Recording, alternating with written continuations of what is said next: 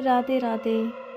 आज की डरावनी कहानी है भानगढ़ किला, श्राप की परछाई। राजस्थान के अरावली पर्वतों की गोद में बसा है एक किला, भानगढ़। दिन में यह किला जितना सुंदर दिखता है, रात होते ही उतना ही डरावना हो जाता है। भारतीय पुरातत्व सर्वेक्षण विभाग ने यहाँ तक आदेश जारी कर रखा है, सूर्यास्त के बाद और सूर्योदय से पहले यहाँ प्रवेश वर्जित है। पर क्यों? इस सवाल का जवाब छुपा है सदियों पुरानी एक कहानी में। एक ऐसी कहानी जहाँ प्रेम ने श्राप का रूप लिया और भानगढ़ हमेशा के लिए अंधकार में डूब गया। कभी यह किला वैसा नहीं था जैसा आज है। तब यह राजकुमार माधो सिंह का राज्य था, बुद्धिमान, दयालु और वीर। चारों ओर हरियाली, नदियों का कलकल बहता पानी, मंदिरों में घंटियों की ध्वनि और बाजारों में लोगों की चहल पहल। महल के ऊंचे हिस्से में रहती थी राजकुमारी रत्नावती, रूप में ऐसी कि जिसे चांदनी ने धरती पर आकार लिया हो। उसकी आंखों में बुद्धि की चमक और हृदय में करुणा थी। भानगढ़ के हर नागरिक के लिए वह देवी समान थी। लेकिन हर सुंदर चीज़ पर बुरी नज़र तो लगती ही है। भानगढ़ से कुछ दूर पहाड़ियों के बीच एक गुफा में रहता था तांत्रिक सिंधु सेवड़ा। काले वस्त्र, राख से लिपटा शरीर और आंखों में पागलपन। कहा जाता था वह सिद्धियों का ज्ञाता था, परंतु उसके मन में एक ही आग जलती थी, रत्नावती को पाने की इच्छा। एक दिन उसने देखा कि रत्नावती अपनी सखियों के साथ है, इत्र की दुकान पर आई है। वह दुकानदार से बोली, महक तो चंदन जैसी होनी चाहिए जो शांति दे। सिंधु सेवड़ा पास ही खड़ा था। उसने जादू से उस इत्र की शीशी पर मंत्र फूंक दिया ताकि जो भी उस इत्र को लगाए वह उसी से प्रेम कर बैठे। लेकिन किस्मत ने खेल बदल दिया। राजकुमारी ने जब इत्र खरीदा तो एक हवा का झोंका आया और शीशी गिरकर पास के पत्थर पर टूट गई। तुरंत वह पत्थर लुढ़क कर सिंधु सेवड़ा के पास आया और उसी पल वह पत्थर उसके ऊपर गिर पड़ा। मरते वक्त उसने कराहते हुए कहा, भानगढ़ तेरा सूरज हमेशा के लिए ढल जाएगा, कोई भी यहाँ चैन से नहीं जी सकेगा। उस दिन से भानगढ़ पर श्राप छा गया। पहले पहले लोगों ने इसे अंधविश्वास माना, पर धीरे धीरे अजीब घटनाएं होने लगी। रात में किले के भीतर से किसी स्त्री के हंसने की आवाज़ें आती, दीवारों पर परछाइयाँ नाचती और कभी कभी कोई साया अचानक प्रकट होकर गायब हो जाता। राजकुमारी रत्नावती को भी बेचैनी घेरने लगी। कहा जाता है उसने कई बार अपने कक्ष में किसी अजनबी की परछाई देखी। एक रात वह डर के मारे महल से बाहर निकली और देखा वह गुफा जहाँ तांत्रिक मरा था वहाँ हल्की लौ जल रही थी।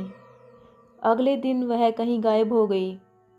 कुछ कहते हैं उसने आत्महत्या की, कुछ कहते हैं वह किसी दूसरे लोक में चली गई। भानगढ़ के लोग डर के मारे अपना घर छोड़ने लगे। जल्द ही पूरा राज्य वीरान हो गया। कुछ सालों बाद जयपुर के एक विश्वविद्यालय की छात्रा रिया ठाकुर इतिहास की शोधार्थी थी। वह राजस्थान के श्रापित किलों पर शोध कर रही थी। उसका सबसे बड़ा आकर्षण था भानगढ़। उसने अपने साथ 3 दोस्तों को यात्रा के लिए मनाया, अंकित, सौम्या और निखिल। रिया, वहाँ जाना मना है रात में, सुना नहीं?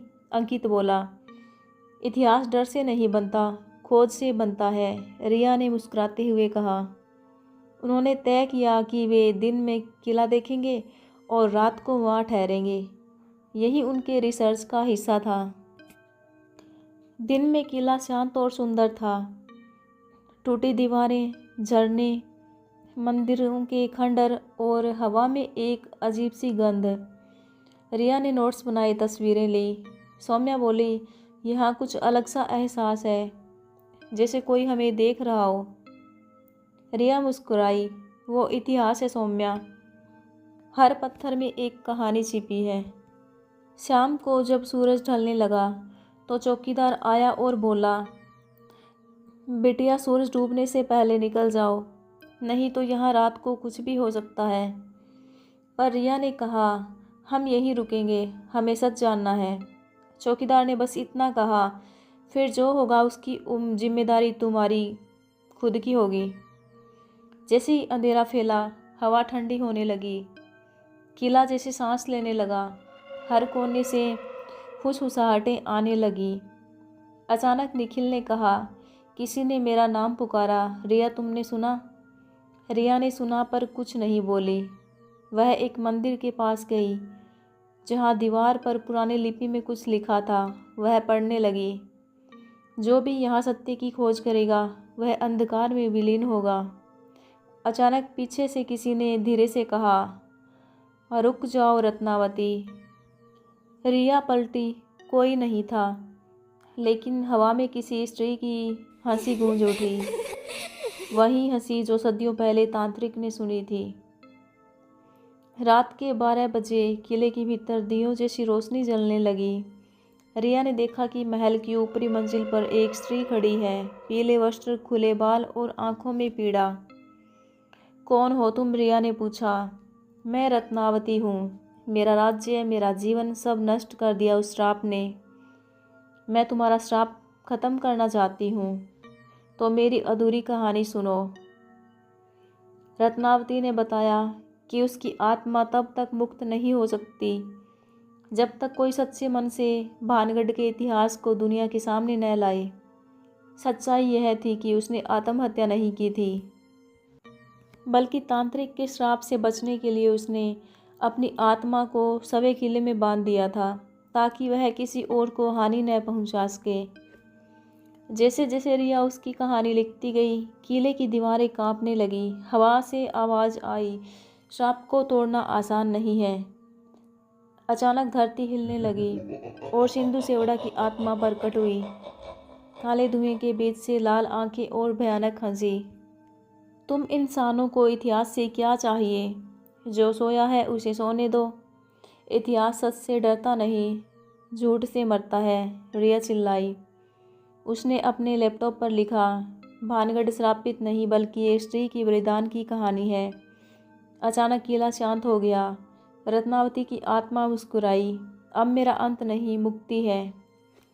सुबह जब सूरज निकला, रिया और उसके साथी सुरक्षित बाहर निकले। चौकीदार बोला, बेटा तुम जिंदा कैसे हो? रात में यहाँ कोई नहीं बचता।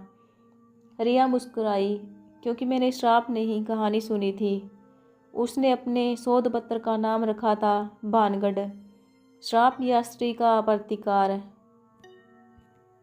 वह रिपोर्ट जब विश्वविद्यालय में प्रकाशित हुई तो इतिहास की परिभाषा बदल गई। लोगों ने पहली बार जाना, भानगढ़ का श्राप दरअसल एक बलिदान की कथा था, जिसमें एक स्त्री ने पूरे राज्य को बचाने के लिए खुद को अंधकार में समर्पित कर दिया था। आज भी अगर कोई भानगढ़ किले में जाए तो मंदिर के पास हवा में एक हल्की सी सुगंध आती है, वही इत्र जो रत्नावती ने खरीदा था। कभी कभी कोई आवाज़ फुसफुसाती है, इतिहास को डर से नहीं सच्चाई से पढ़ो। और शायद अगर आप ध्यान से सुने तो आपको एक धीमी आवाज़ सुनाई दे। धन्यवाद रिया। भानगढ़ की यह कहानी सिर्फ एक श्राप की नहीं, बल्कि प्रेम, त्याग और सच्चाई की शक्ति की कहानी है। रत्नावती ने अपने राज्य के लिए खुद को अंधकार में समर्पित किया और सदियों बाद रिया जैसी एक शोधार्थी ने उसे मुक्ति दी। हर किला, हर पत्थर, हर दीवार में एक कहानी छिपी है। बस सुनने वाला चाहिए, जो डर से ऊपर उठकर सच्चाई देख सके। धन्यवाद।